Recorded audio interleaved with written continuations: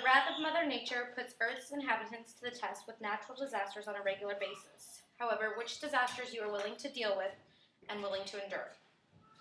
It is very important to determine what may occur in a specific location so that you may properly research tornadoes, hurricanes, flooding, earthquakes, or whatever disaster may happen where you decide to move. I personally have lived in many different areas of the United States and some overseas locations that have been struck with natural disasters while I lived there. The purpose of my speech is to persuade you as to why you should research, plan, and choose what place to live and take into consideration the natural disasters that occur in that area. There are many resources available to the public that can help you decide what areas are at risk for natural disasters, and if such disasters are something you can deal with if you decide to relocate there. Every year, hundreds of people are killed by natural disasters, whether it be in a flash flood in Kansas, a hurricane in New Orleans, an earthquake in California. Mother Nature sometimes throws whatever she has in her arsenal at mankind. However, which natural disaster poses the worst threats? According to the South Carolina Earthquake Education and Preparedness Center, earthquakes are among the top because you cannot prepare for them. There are booklets informing the population to be aware of how to turn off gas, electricity, secure objects that could fall and be a hazard, and also maintain personal first aid kits and food supplies in the event that a disaster should occur where you decide to move. Also, the EPA website is a great location to look up information on all types of disasters. You go to their website and it'll have which type of disaster you're looking at, and you can click on it and it'll give you all the information. Next, the preparation and precautions mankind can take in order to prepare for these disasters vary greatly for each, but preparation is all that can really be done. I personally have lived in areas that have suffered from different types of disasters, and I remember as a child in school, we would go to an earthquake preparation class in California with the local fire departments every year. There are evacuation plans set into place for different types of buildings, public places, personal homes, as well as steps to take when such disasters should suddenly occur.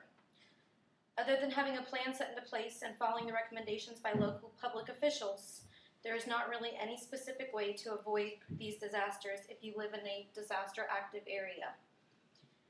In contrast, some disasters, such as hurricanes, that can be avoided almost altogether if the proper warnings have been given to the public and those warnings are followed precisely by yourself and family. Like in Moorestown, there are weeks of warnings accompanied on the news by theme songs for the local news to make sure that even if you're not standing in the room, you can hear the theme song and know that you should probably watch the news.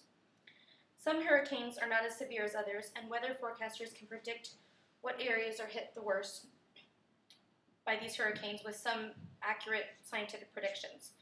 These predictions will forecast flooding, wind speeds, rainfall, and even have the path that the hurricane will take once it hits landfall. All of these predictions can help save lives, property, land, and help the public and officials prepare for the wrath of Mother Nature. You need to decide if you want to live somewhere that has a natural disaster that you can prepare for or one that can just suddenly strike. The only similarity I have found when researching natural disasters and the preparation for them was following local officials' instructions to a T is the best chance you may have to avoid devastation. Finally, after you have done all the research and evaluated different areas to live, you must decide which areas have a disaster you can personally prepare for. If you feel the area you are moving to is a location that you can prepare yourself and family for, that is a choice you should go with. I personally feel not being mentally and physically able to prepare myself and loved ones is a risk I'm not comfortable with. So I always try to educate and prepare myself for such events no matter where I am living. The purpose of my speech is to convince all of you why you should research, plan, and prepare for whatever natural disaster occurs to the place you are choosing to relocate. As we know, natural disasters can occur anywhere at any time. It is important to be well prepared for what may occur in the area you choose to move. I have been lucky enough that through the few natural disasters I've lived through, I've been prepared and ready for them because I was aware of what may strike. Most of us here are part military family or in the military and may have to relocate somewhere at some point. Be sure to prepare and know what to expect when moving to those locations.